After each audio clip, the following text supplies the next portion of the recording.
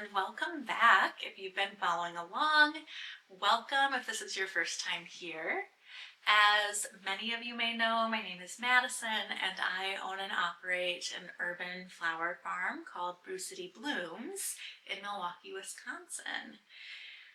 Today we are still stuck inside, so we are still in the depths of winter here in Wisconsin. Yesterday we experienced just about every type of weather you could experience in a day. So we woke up and it was like 45 to 50 degrees and sunny. It started pouring rain and we ended the day with snow. So the flower field is still just a bunch of dirt and mulch at this point, but I do promise we are getting closer to some flowery content. I started the first seedlings of the year this past month.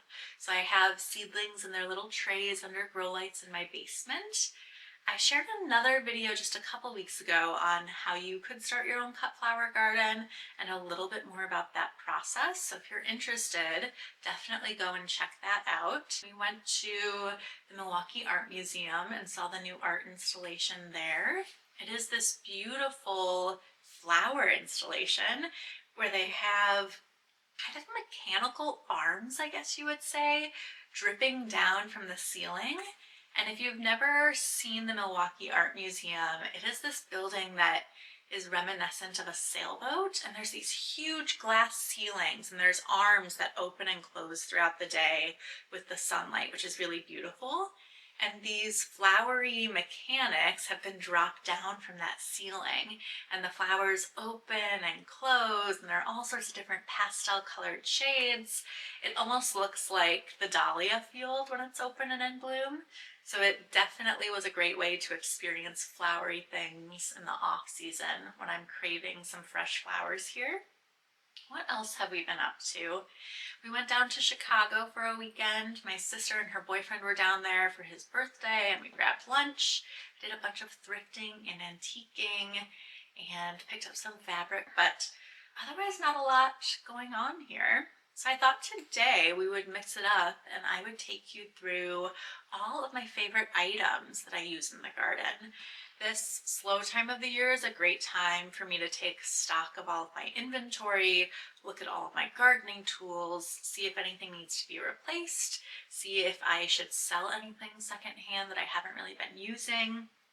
And I found there's just a lot of items that I've been using year after year after year, and I wanted to share them with you all before we really get into the depths of the gardening season. I do want to mention none of these are sponsored. These are just truly items that I have used and tested and have loved over the years. And I would definitely recommend shopping local for them if you can. So if you have a local garden store or a local shop of some sort where you could go and look for these objects, shop local. Otherwise, a lot of them you can buy from small businesses on all depths of the internet. So look for those small businesses as you're shopping for them. So we're going to start my favorite things list with some small tools for the garden. These are things that I use almost every day out in the flower field and that have really stood the test of time. The first is pruning shears, and I am pretty brand loyal to ARS pruners. I think they were recommended by Florette when I first took her workshop a few years ago. And there's two different styles that I really enjoy. There is one, and I need to look at the name because there are a bunch of numbers and letters combined. So this one is called 130DX-W pruning shears. And these are a little bit heavier duty. They're great for harvesting woody stems from the garden. So think hydrangeas, apple blossoms, cherry blossoms, lilac bunches, pussy willow, things like that that are a little bit heftier. So I love those. And then I also really enjoy the ARS HP-SE 45 needle nose pruner. So the names of these leave a lot to be desired, but they really last a long time in the garden. The handles also come in a series of colors like red, white, For some reason, when I want to order a white one, they accidentally send me a pink one, but they stand out really nicely if you drop them in the flower field. So I am constantly losing gear out in the field, whether it's just falling out of my pocket or I can't find it for whatever reason. And the color of these makes them very easy to spot if they do fall out of your tool belt when you're working in the field. So the ARS pruners are number one. Next up is a hori hori tool, and I believe this is a Japanese gardening tool. That's its origin. It almost looks like a blade with a wooden or plastic handle, and it's about 6 to 10 inches long, I would say. Most of them are curved and they might have a little ruler printed on them, and you can use this for a multitude of tasks in the garden. I like to use it as a spade when I am pulling back soil and tucking in my seedlings at the beginning of the season. I use it to cut down weeds throughout the season as well. And then it's also great just to cut through other materials that you might be working with, like netting when you're out in the flower field. So there is not a day that I walk out to the field without having a hori hori tool in my tool belt. Speaking of tool belts, I think it's really important to either have a gardening tool belt or an apron when you're out in the field. The amount of times I have put those pruners you were just talking about or that hori hori tool in my pockets and busted holes in them, I don't even want to say how many times that has happened to me. So an apron that you get secondhand at a thrift store or an antique store is a wonderful low-cost option for hauling your tools around. And then you can also find flowering tool belts on all parts of the internet. There are a ton of small shops on Etsy, so if you search flower tool belt there, you'll find some really nice leather tool belts that you can store your tools in when you're working out in the field. Now that we've made it through some of the gardening tools that I love in the garden, we're going to dive into apparel. So things that I'm actually wearing when I'm out in the flower field. There's always about, I'd say 3 things that I keep in mind when I am dressing myself for the flower field. The first is durability. I want the things that I'm wearing in the flower field to stand the test of time. I want to be able to use them year after year after year. I don't want to have to replace all of these items very frequently. I really don't like being wasteful, so if I can find something that I can use for many, many years, it always makes me a little bit happier. Comfort is the next biggest thing. Working in the flower field can be a little grueling. Summer months get very warm and very hot, and you're spending the day crouched over and bending in weird ways and lugging things around, so you want to be comfortable. And then finally, I want there to be kind of an aesthetic to it, right? So I'm not throwing aesthetic out the window when I'm shopping for apparel for the garden. So with all of that in mind, let's start with some of the footwear that I like out in the flower field. And the first is a clog. Clogs are great for those moments where you just want to run out to the garden really quick. Maybe you're making dinner and you just want a quick run out and harvest some herbs to use with your dinner. I use herbs in all sorts of syrups for my lattes and different brewed cocktails that I make around the house, so I'm doing that frequently. And the Merry People Billy clogs are a wonderful gardening clog. They are slip-ons, so you can just slide them on for those quick instances. They are waterproof, which is amazing, and they have a lot of cushion to them. They come in the most adorable colors as well. So they come in that like unexpected red that was really trendy for a while. They come in a beautiful hunter green, lavender hues, all sorts of fun colors from the Merry People Billy clogs. The other shoe that I wear a lot when I am out in the garden for extended periods of time and doing some heavier work out there are Blundstones. So I am a huge Blundstone fan. They are a shoe that you have to break in, but once they're broken in, they're super comfortable, super durable, and again, I just like the look of them. I in particular love their Chelsea boot, and I like it in, what's the color? Let's see. Antique brown, because it goes with everything. They also handle moisture really well, so I am tough on them. They are getting wet. I am rinsing them off with a hose after I wear them in the garden, and I think they're on year 4 or 5 for me, and they're only just starting to show some wear. So I can't recommend Blundstones, and especially the Chelsea boot that you can just slide onto your foot for working in the garden. Now, when it comes to like actual physical apparel, I think a chore jacket is something that is really nice to have. Unfortunately, these have gotten really trendy lately as well. So I used to be able to find used like Carhartt chore jackets at the thrift store all the time, and it's gotten a little bit more challenging as they have become more trendy this last season.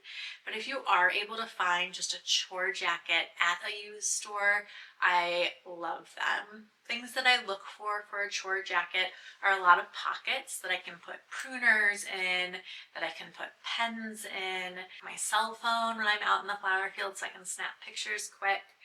But that is something that I'm tossing on those cold mornings very frequently on the ends of the season. Carhartt has a relaxed fit denim chore jacket, and it's getting to be more and more challenging to find. You can still find it on some parts of the internet. So if you're looking for one in particular, that's the one I use all the time, and I love it. It's just a classic denim jacket with a roomier fit to it, so you can put layers under it, and I find it lives with me throughout the whole growing season.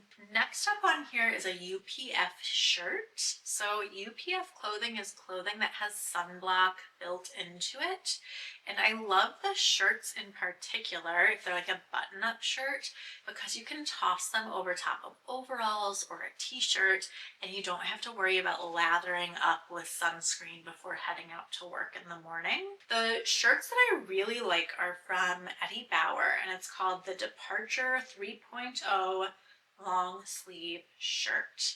What I like about these is a lot of UPF clothing can lean very sporty, and these shirts almost look like you're tossing a linen shirt over whatever you're wearing for the day.